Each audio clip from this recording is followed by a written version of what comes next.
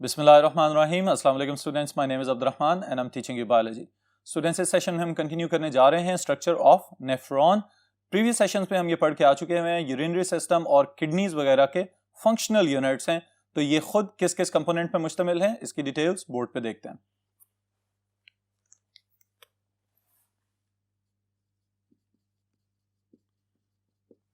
Ji students, the topic is structure of nephron. सबसे पहला point जो आपने स्टूडेंट्स यहां पे याद रखना है, that is about the definition. Nephrons are defined as the functional unit of the excretory system or the functional unit of the kidneys. All right? यहां पे हम स्ट्रक्चरल की टर्म नहीं लगाते। क्यों नहीं लगाते इसका जवाब आपको पता होना चाहिए, क्योंकि सारे के सारे गुर्दे जो हैं वो इन साख्तों में मुश्तमिल नहीं है। That's why it is not the structural unit, it is only functional unit. Urine produce करवाना थ्रू डिफरेंट स्टेप्स या प्रोसीजर्स, ये नेफ्रॉन्स का फंक्शन है। लेकिन यहां पे सबसे पहला काम जो हम करने लगे हैं, that is to distinguish between two different types of nephrons according to their position within the kidney. गुर्दे के अंदर जो इनकी पोजीशन है उसके एतबार से इनको हम दो बुनियादी इकसाम में तकसीम कर रहे हैं। The first part comes from the cortex of the kidney. Alright, यानी गुर्दे की जो बैरूनी सरफेस हमें नजर आती है, यानी सतह और फिर उसके अंदर वाला part, that is the cortical part और कॉर्टेक्स ऑफ द किडनी। तो उसके अंदर जो नेफ्रॉन्स मौजूद हैं इनको स्टूडेंट्स हम कहेंगे कॉर्टिकल नेफ्रॉन्स।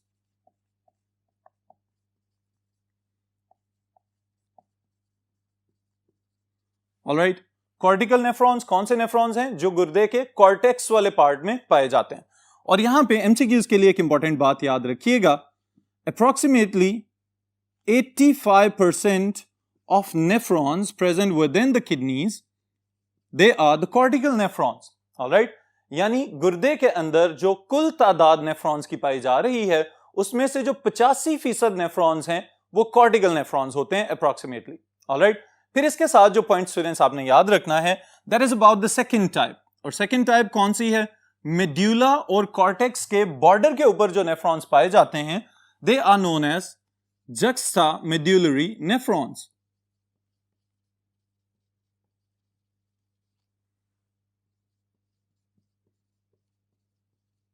All right, कहां पे पाए जा रहे हैं? At the border of cortex and medulla. All right students, अब अगर कॉर्टिकल नेफ्रॉन्स 85% हैं तो इनकी तादाद परसेंटेज के एतबार say that is only 15% of total number of nephrons. Alright, यानी कुल तादाद जो है उसमें से सिर्फ 15% जो है वो जक्स्टामेड्यूलरी नेफ्रॉन्स हैं। फिर इसके बाद एक सिग्निफिकेंट फीचर जो इन दोनों के कंपैरिजन के लिए आपने याद रखना है, that is about the cortical nephrons. Cortical nephrons जो हैं students, they have comparatively shorter loop of Henle. Loop of Henle की जो लेंथ है, जो लंबाई है, वो निस्बतन कम नजर आती है as compare to the second type. Alright, और फिर उसके साथ ही साथ एक एडिशनल पॉइंट मैं यहां पे ऐड कर रहा हूं, involved mostly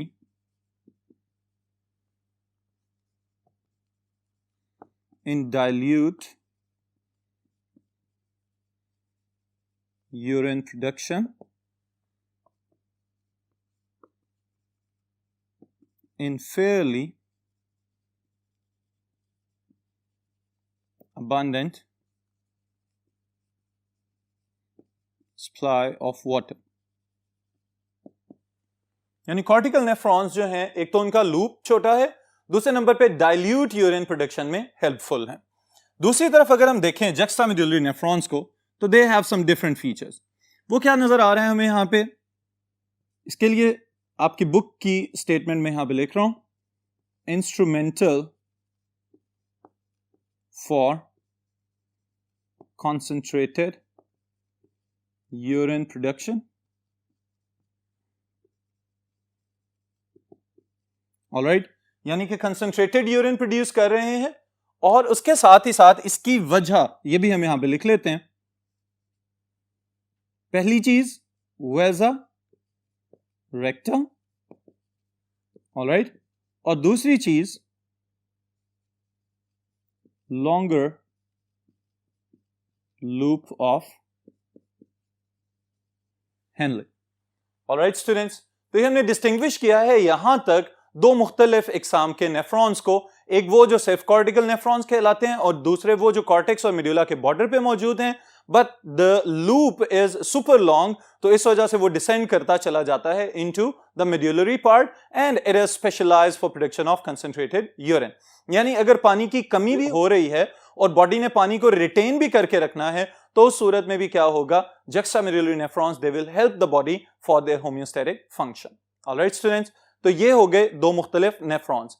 इसके बाद एक टिपिकल नेफ्रॉन के जो कंपोनेंट्स होते हैं वो कौन कौन से हैं, इनकी डिटेल्स नेक्स्ट बोर्ड पे देखते हैं।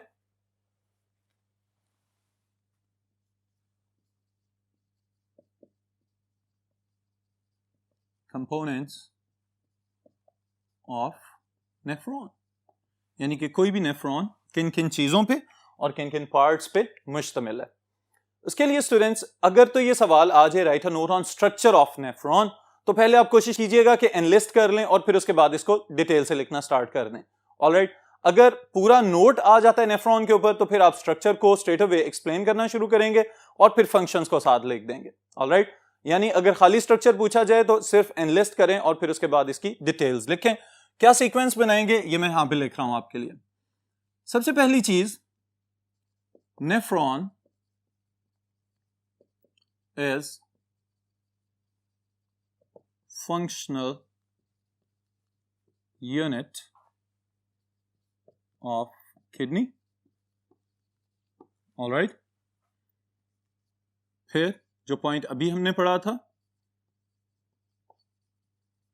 juxtamedullary nephrons are important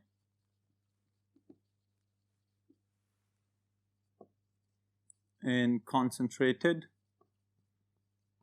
urine formation, all right। फिर इसके साथ एक MCQ statement, each kidney comprise of almost 1.5 million nephrons, all right। और एक और MCQ statement, with every cardiac output, वो cardiac beat, हर हार्ट बीट के साथ, sorry,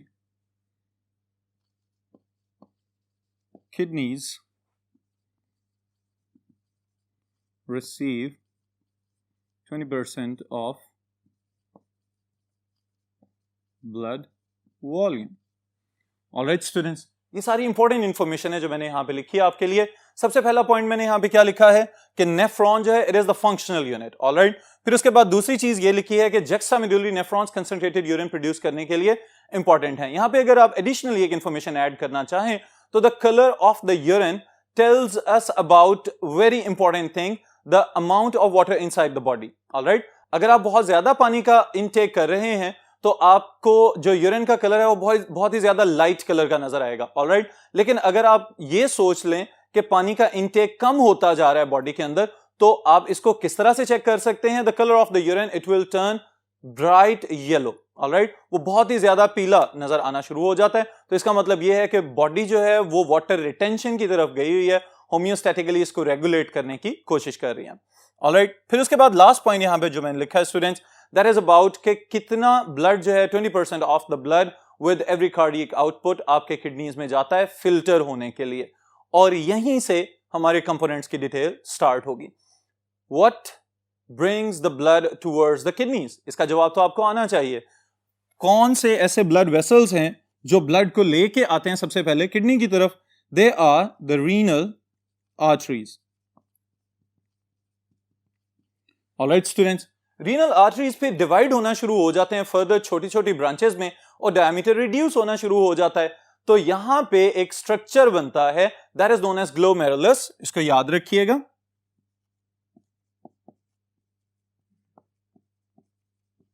ऑलराइट स्टूडेंट्स, फिर ग्लोमेरुलस को फर्दर मैं डिफरेंशिएट कर रहा हूं दो अलग अलग ट्यूब्स में, एक इसका इनलेट और दूसरा इसका आउटलेट। वो वाले ट्यूब्स जो ब्लड को लेके आते हैं टुवर्ड्स द ग्लोमेरुलस और towards the Bowman's capsule, they are known as afferent arterioles. Alright, और फिर उसके बाद कॉन्वोल्यूटेड सा स्ट्रक्चर, बलदार स्ट्रक्चर बना देने के बाद वो ट्यूब जो यहां से बाहर निकलती हुई नजर आएगी, जो कंपैरेटिवली लेस थिक है as compare to the afferent arterioles, इसको हम कहते हैं स्टूडेंट्स इफरेंट आर्टेरियोल्स। ऑलराइट, तो यहां पे हमें क्या पता चला, ग्लोमेरुलस एक नेटवर्क है, एक गुच्छा है बहुत सारी कैपिलरीज का, यानी कैपिलरी नेटवर्क है जो एक ही जगह पे इकट्ठे हुए हैं, कॉम्पैक्ट स्ट्रक्चर बना हुआ है। और जिस ट्यूब के थ्रू वो आ रहे थे, एंट्री हुई है ब्लड की, उसको हमने क्या कहा, एफरेंट आर्टेरियोल। और वो आर्टेरियोल या ब्लड वेसल जहां से ब्लड अब बाहर निकल के जाएगा, that will be termed as efferent arteriole. Alright, और ये सारा स्ट्रक्चर जो घेरे में लिया हुआ है एक बड़े कप शेप्ड स्ट्रक्चर ने, उसका नाम है Bowman's capsule.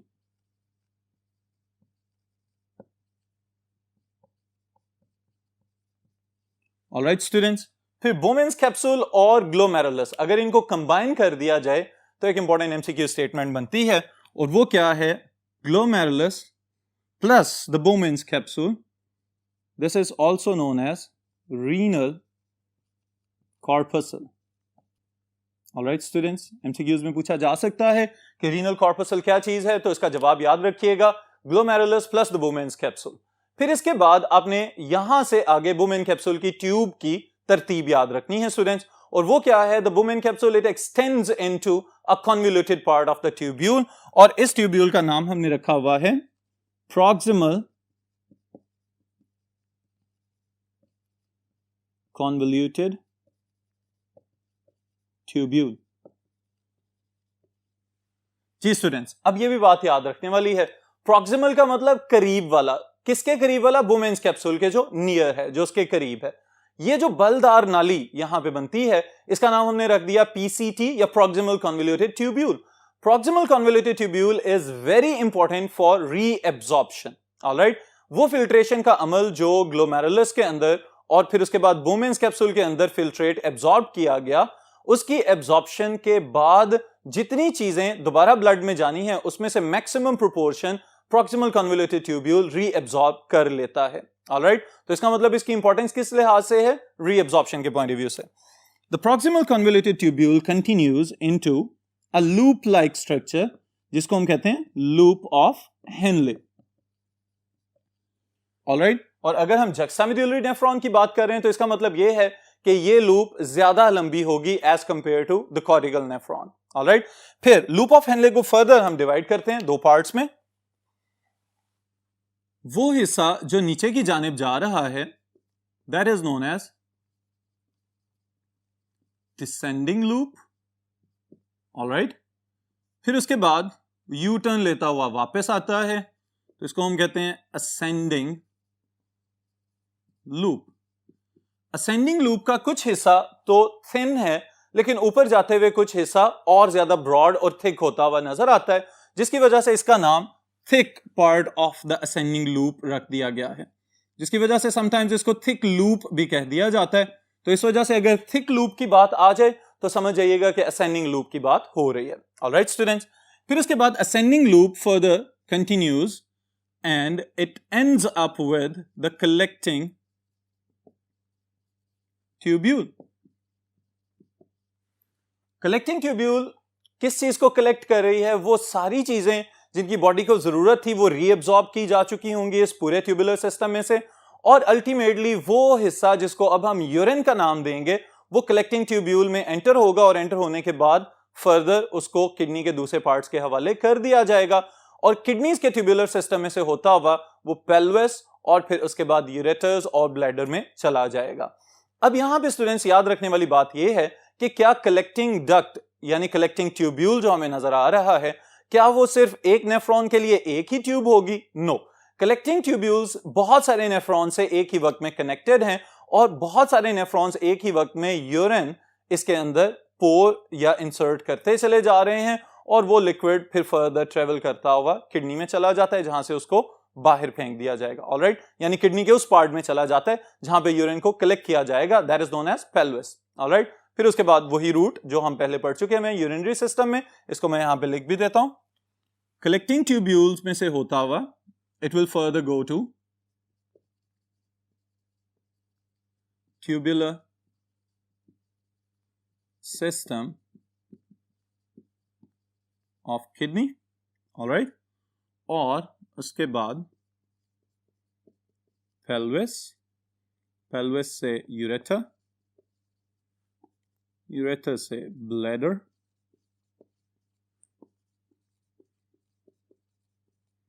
and then urethra, और फिर स्फिंक्टर मसल्स को रिलैक्स करके या डायलेट करके इसको बाहर खारिज कर दिया जाएगा। अब ये तो सारा सीक्वेंस हमारे पास आ गया स्टूडेंट्स कि नेफ्रॉन के अपने कंपोनेंट्स कौन कौन से हैं और वो किस तरह से इस फिल्ट्रेट को जो ग्लोमेरुलस में से निकला था उसको फर्दर पास ऑन किया जाता है और फिर अल्टीमेटली यूरिन प्रोड्यूस कर लिया जाता है। लेकिन सवाल ये पैदा होता है कि इफरेंट आर्टीरियोल के बाद हमने किसी और कैपिलरी या किसी और नेटवर्क की बात नहीं की। तो यहां पे एक एडिशनल पॉइंट आपने याद रखना है जो जक्सामेडुलरी नेफ्रॉन्स के लिए भी बहुत इंपॉर्टेंट है, रीएब्जॉर्प्शन के लिए इंपॉर्टेंट है और water retention with in the terrestrial living organisms इनके पॉइंट ऑफ व्यू से भी बहुत अहम है। और वो क्या है स्टूडेंट्स, इफरेंट आर्टीरियोल जब निकल रहा होता है रीनल कॉर्पसल में से तो उसके बाद इसमें से फर्दर डिवीजन और सब डिविजन्स होना शुरू हो जाती हैं और ये बना देता है peritubular network.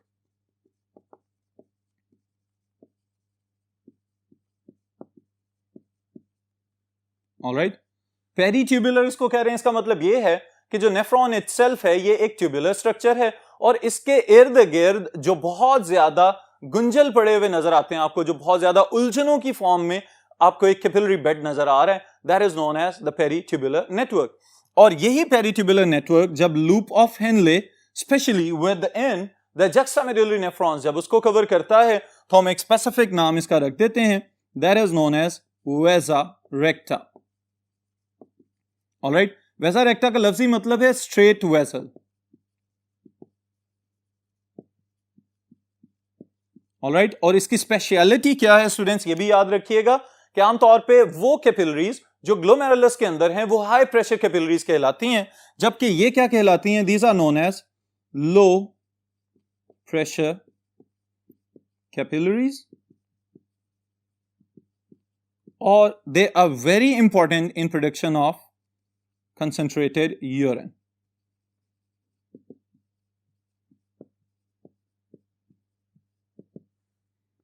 All right students, तो ये है वेसा रेक्टा। फिर इसके बाद स्टूडेंट्स थोड़ी सी एक एडिशनल इंफॉर्मेशन जो आपको काम आएगी एमडी कैट वगैरह में, और वो क्या है कि the specialised cells present within the Bowman's capsule और फिर उसके बाद फर्दर आने वाले ट्यूब्यूल्स के अंदर। इसमें याद रखिएगा आप कि सबसे पहला हिस्सा जो बोमेन्स कैप्सूल जिसको हमने कहा उसके अंदर स्पेशलाइज्ड सेल्स पाए जाते हैं, that are known as parietal cells. Alright, अब यहां पे चूंकि फिल्ट्रेशन का काम चल रहा है तो these parietal cells they have an additional layer, इनके बाद एक और लेयर मौजूद होती है, that is known as mesangial layer और मेसेंगियल सेल्स। ऑलराइट, और यहां पे स्पेशलाइज्ड सेल्स मौजूद हैं जिनके पास एक्सटेंशंस हैं सूडोपोडिया की तरह की, इसी वजह से उनका नाम रख दिया गया है पोडोसाइट्स। पोडोसाइट्स इसके नाम से अंदाजा हो जाना चाहिए, sites are the cells and podo for the feet, यानी वो सेल्स जिनकी लंबी लंबी साइटोप्लाज्मिक एक्सटेंशंस बनी हुई हैं और वो मेसेंगियल सेल्स के साथ कोऑपरेट कर रहे हैं for the filtration process. Alright students, फिर इसके बाद एक स्पेशलाइज्ड टर्म आपने याद रखनी है, that is for the brush border cells. Alright, ये brush border cells proximal convoluted tubule के अंदर मौजूद हैं और रीएब्जॉर्प्शन के लिए इनके पास मौजूद होते हैं माइक्रोविल्लाई। ये टर्म तो आपने कहीं ना कहीं पढ़ी हुई है। जी स्टूडेंट्स, आप लोगों ने स्मॉल इंटेस्टाइन के अंदर ये लफ्ज पढ़ा था कि microvilli are the extensions within the villi, alright, और विलाई बजाते खुद फिंगर लाइक प्रोजेक्शंस हैं। तो इंटेस्टाइन में जो काम कर रहे हैं वही काम इनका यहां पे है, increase the surface area for absorption, alright. तो यहां पे इसको हम एब्जॉर्प्शन की बजाय री एब्जॉर्प्शन कहते हैं, क्योंकि पहले खुराक जज़ब हो चुकी हुई थी, अब जब वो बाहर जाना है तो उसको पेरिट्यूबुलर नेटवर्क के हवाले करना है, इन्होंने जज़ब करके, तो that's why this procedure is known as री एब्जॉर्प्शन।